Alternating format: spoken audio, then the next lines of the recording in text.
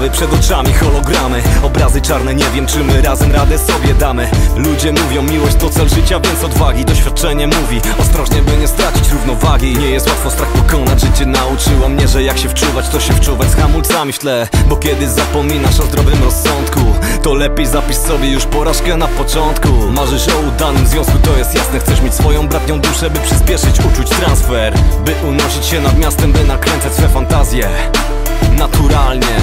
Chcesz w końcu mówić kocham cię i słyszeć też cię kocham, lecz rozsądnie jak miłości Czesława Miłosza. Czujesz, że serce kocha, lecz masz wiele pytań. Ogarnia cię niepewność jak u Mickiewicza. Rozmyślam noc i dzień, chcę by spełniło się być twoja zawsze, lecz tak boję się.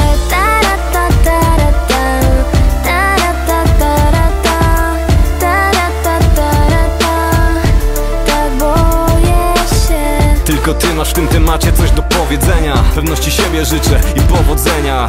Nie słuchaj dobrych rad, bo możesz żałować. To twoje życie i sam ten wózek prowadź. Doradcom dziękuj, raczej nie wiedzą co czujesz. Rzucają szablonami i mówią głowa w górę, a myślą głowa w sznurek. Nie chcesz takiej otuchy, oceniaj po swojemu i obserwuj krzywe ruchy. Nikt nie jest idealny, więc mów o tym co cię wkurza. Jak się teraz nie dotrzecie, to będzie kiedyś burza. To będzie kiedyś wojna, dwa zupełnie inne światy. Nie ma opcji, że bez zgrzytów miną was dramaty. Patrz na wszystko z boku, ale z góry nie oceniaj. Dajcie sobie zdrowy margines zrozumienia. Łatwo jest przekreślać ludzi, kiedy gracie emocjami. Wszystko w waszych rękach, trzymajcie się kochani.